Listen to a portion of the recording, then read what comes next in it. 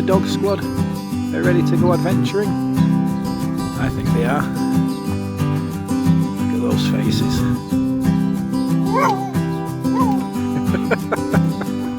We're coming. Hi everyone, we're back out with the dog squad, and as you can see I've got my t-shirt on. No winter woolies today. It's absolutely gorgeous. We're back in Ravenglass. We've come out with the dog squad and we're going to see what we can find. I'm going to walk over here. I'm going to try and do it quietly because I've just spotted a hare in the next field. Probably too small to see on the camera. You can see he's just seen me. I'll just point him out, see if you can see him. He's about there. Oh, he's just turned his back on us now. He's just mooching about, having a look. I hope you can see him, because it's lovely to see. It's just such a glorious day. Now there you go. How beautiful is that? Watching a bee collecting honey. You can see it on its legs. See the pollen on its legs? How fantastic is that? What a beautiful thing to see. Look at it wrestling. Can you see it all on its legs, the pollen? Fantastic. And nature is such an amazing thing. Oh, it's gone. I've just found this track on the side of the road here in the sand. It's what's called a deer slot. It's a hoof print of a roe deer. You can see it there. That's the back, and that's the front here. That's its back leg coming through. Now I can tell it's a doe, it's a female, because they tend to have slightly wider pelvis than the males. So the back hoof tends to step on the outside of the front hoof. Can you see that's its front leg? That'd be its back leg. So it'll be slightly wider. So yeah, so just from looking at that, we can tell it's a female roe deer that probably came through last night. What a fantastic thing to see. Look what we've found. Not technically mudlarking, but two pebbles. They've been painted. One with a seal and one with a shark. Fantastic.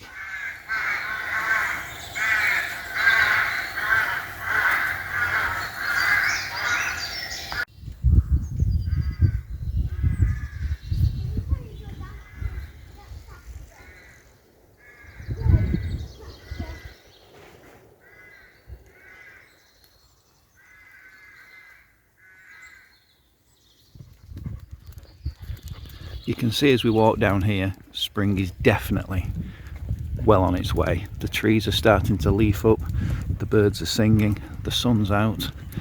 What a fantastic day we're going to have.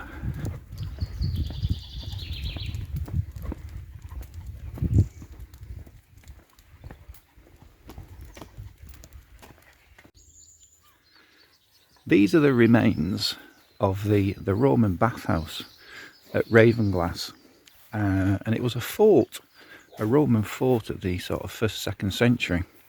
And these are all what are left of a massive complex that would have served the people of the vicus, or the little town that sprang up around the fort. And these bathhouses would have had all sorts in. And I don't know if you can see up there, I've just noticed there's a little chaffinch sat on the wall. You see him?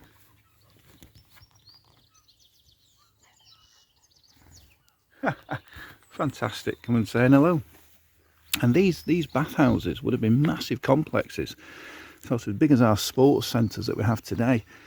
And they would have had sports courts, swimming pools, hot rooms, cold rooms, saunas, really big complex structures. And underneath they would have had the hypocaust, which was the underfloor heating that the Romans were so famous for. And most of the bathhouse is still underground. There's only this little bit being excavated. But where you're looking now would have been where the vicus was. And it's estimated that it was the size of 6 football pitches, which is huge. And they would have managed all the land. The forest you can see in the distance would have been coppice for wood. And they would have utilised the streams and rivers for drinking water. Fantastic place. when you walk through the ruins, it's amazing to think they've lasted nearly, well, I don't know, 2,000 years. If you think the Romans invented concrete, and they did a very good job because it's still standing. Now we go through this archway here, and on the side is an alcove where there might have been a picture, a statue of the Roman emperor at the time. Fantastic to think we're standing now. Romans would have stood thousands of years ago. It's quite an eerie feeling, really, you know, to think that these were used by people 2,000 years ago. It's that sort of link to history that's fantastic. This side of the road is where the fort was, the Roman fort, and you can see here was the old ditch and the rampart here, and it runs up this side here. And it's fantastic to think that there was a fort here 2,000 years ago. Now, unfortunately, when they put the West Coast railway line in, it cut most of the fort off, and this is all that remains now. But it was a fully garrisoned fort. It would have been probably garrisoned by auxiliaries, and it would have been the same layout as the other Roman forts. It would have had a main street, and it would have had sort of 4 main entrances, 4 gateways to get in. And it was the end of the chain. There's one at Ambleside, there's one at Hardknott Pass, and there's one here. All forts linking to ensure that they sort of maintained power over the local tribes.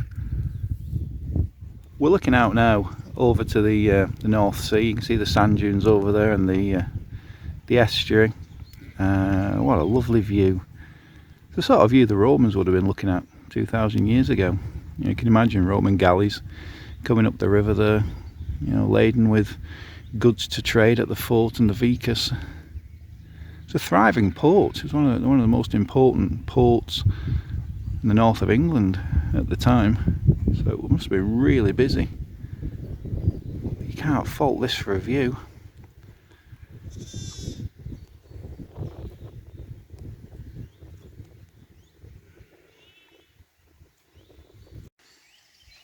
Just have a look at this. How beautiful is that? A pond surrounded by trees. Absolutely gorgeous. The sun shining through the trees. Brilliant.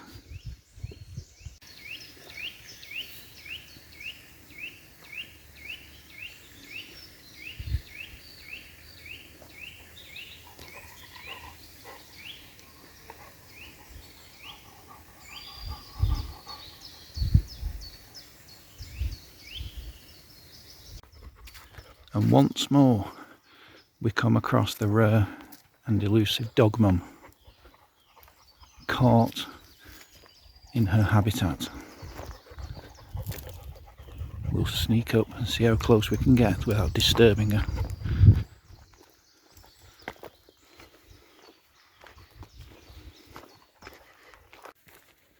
More elusive than the North American Bigfoot, more shy than the Himalayan Yeti.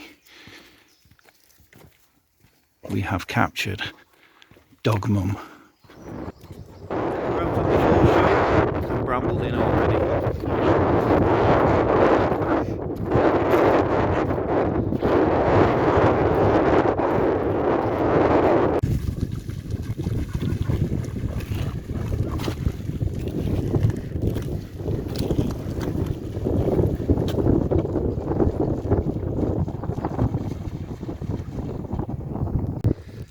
These stakes are old medieval fish traps, and they're called garths. Now, garth is an interesting word because it's Scandinavian, so it's sort of like a holdover from when the Vikings were here, and garth means enclosure. And what they are, the fish traps, and they allowed the fish to sort of swim into them, but they couldn't get out again. And the fish traps at the time supplied food to 2 abbeys and a priory. So it must have been a productive little estuary.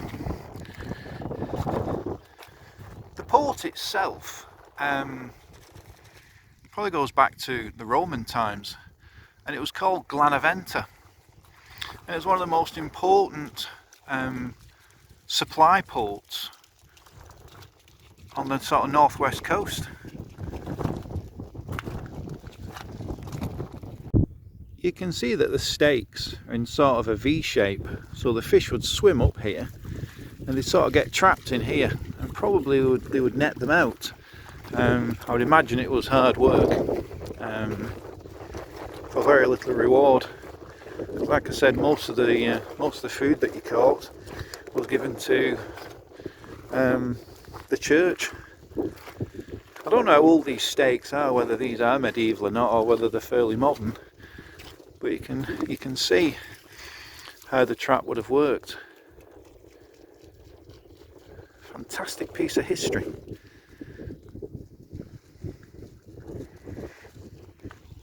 And there we go, Bramble's demonstrating what would happen to a fish if it swam into the trap. So she is our fish demonstrator and showing everybody what it would be like.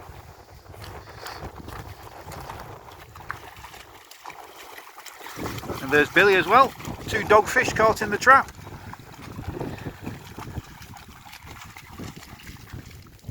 The water here is beautifully clear. You know, it could almost be Mediterranean. Beautiful. You can see how far out the tide goes. The river's almost disappeared. You know, could get across here quite easily. So it must be interesting bringing a ship up here, because you have to get the tides right. If we look back to where Dog Mum is, over here, just at the back is the fort that I showed you. And they've tried to shore up the defences here to try and stop it washing away anymore. Is she giving us a wave? And yeah, so that's where the fort is. Look at all the different types of seaweed in the water. Beautiful colours, browns and greens and yellows, growing at different heights, different layers. Fantastic. I don't know what type of jellyfish it is. It's quite a big one. Keep the dogs away from it. I don't know how stingy it is. Nice to see though, but don't give it much chance with the tide going out. Hopefully though it'll survive overnight when the tide comes back in. No Bramble, no no no. Here's another one that's even bigger, and Bramble just going to have a sniff. But I certainly don't want Bramble with a stung nose. But interesting to see. You can see the sort of I don't know, tentacles at the back of it. Interesting creatures. I know this doesn't look much, but it's the back leg print, back footprint of a hare. Now the reason I know it's a hare is I've just seen it. It was just running down the road, and when it saw us with the dogs it stopped. And it sat down here. So that's its sort of its back leg, and that'll be its foot. What a fantastic thing. It was lovely to see. We've come down onto the foreshore just as the sun's going down, and it is so lovely and peaceful. There's not a soul about, just us and the dog squad, and it looks fantastic. Look at that, tide's out. You know, the shadows over the sand dunes, absolutely beautiful. I've just found this piece of pottery, just sort of underneath where the Roman fort was. I don't really know much about pottery, but it's sort of glazed on one side and sort of red on the other. So is any pottery experts watching this video, and I hope there might be, if somebody could let me know what it is, whether it is Roman or whether it's something more modern. It's just a nice piece. It was just lying there on the sand. Now here is a quiz for you. 20 gold stars if anybody can spot what I've just spotted, I'm going down to it now, Can you see it? Can you see it? There it is. Oh, let's have a seat. It's a piece of pipe stem. Fantastic, just lying on the foreshore. Now I wonder if that was dropped by an old sailor, or maybe somebody working on the railway. Fantastic. So I wonder who held this last. Whether he just dropped it. Maybe he was leaning on the side of the ship smoking, and something made him jump, and pipe popped out of his mouth, and that was the last he saw of it. I don't know. It's just nice thinking who held it last. Where did it come from? Is it an English pipe? I don't know. Could be from anywhere, couldn't it? Just nice line there.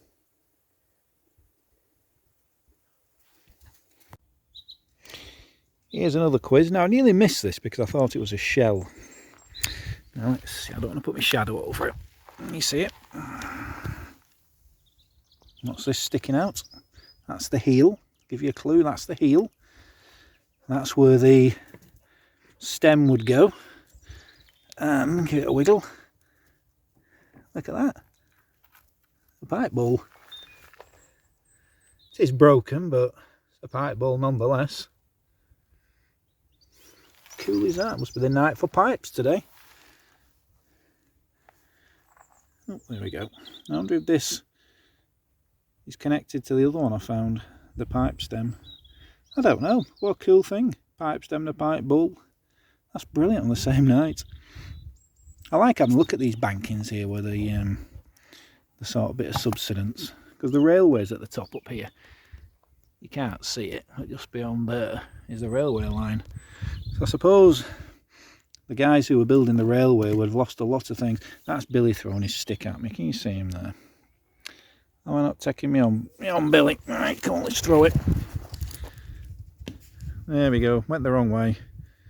Oh, and he can't find it now. I don't know. What a dope. I've seen it. He's found it. Well done, Bill. Says, put them silly pipe bowls down and throw my stick. It's hard to think where we're standing here. You know, people have stood for thousands of years before us. It's that sort of link to history. I love that. You know, looking round and thinking, who's walked here before us? You know, maybe a Roman came down with his dogs, had a walk round, and thought, who stood here before me? Now you can see across there, that's that would be Glanaventa 2,000 years ago. Now it's Ravenglass. And it's a beautiful place. You can see the mountains in the background. This mountain here is Black Combe. This is coming round the back, and then we're looking over towards the Scaffells. Beautiful scenery, absolutely gorgeous today. The sun's out, the dog squad are in the water. Absolutely beautiful. And look at this water, look at the quality of this water. It's absolutely crystal clear, beautiful. I'm just looking at the stakes in the water, and there's 3 terns. Well, there's a few more down there as well, sat on them, and I'm assuming they're going to be common terns and not Arctic terns. They look very similar. The Arctic tern has a blood red beak, but the common tern has a black sort of blob at the end of its beak. Other than that, they're virtually identical. But the Arctic tern's an interesting one because it's one of the longest migratory routes for a bird. It comes all the way from Antarctica up to Britain in summer. That's a fantastic journey for such a very slight bird, but they're lovely to see. I love seeing them sort of hawking over the water, sort of diving in, picking the fry up off the top. Fantastic. There's not much about in the way of finds, but there's always that sort of buzz of anticipation that you might see something that's 2,000 years old. You never know. All sorts of things get washed up and get exposed by the tides. But can you think of a better way to spend an afternoon than being here? Fantastic. I hope you're all enjoying it. I love sharing these videos with people, and it's really nice. It's nice to be able to share it with people, and you know, we've got people all over the world watching our videos, and it's great to know that we're sharing this little piece of England with, you know, people from America, Australia, New Zealand, Canada. Fantastic. You might be able to see the turns a bit better. I've got a bit closer. They seem to be quite sort of tolerant of the dogs. They just sat there with their heads tucked under the wings. I think they are probably common terns. They've got black caps on. So the common terns are Arctic terns, like I said, but it's nice to see. I don't know if you can see that with the sun speckling the water behind them. Fantastic.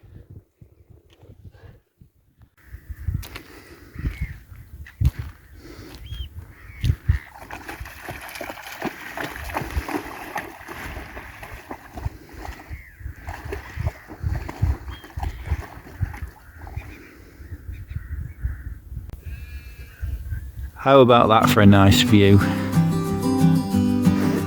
Looking out towards the western lakes. Absolutely gorgeous, isn't it? Beautiful day, birds are singing, sun's out. Give me the dog squad.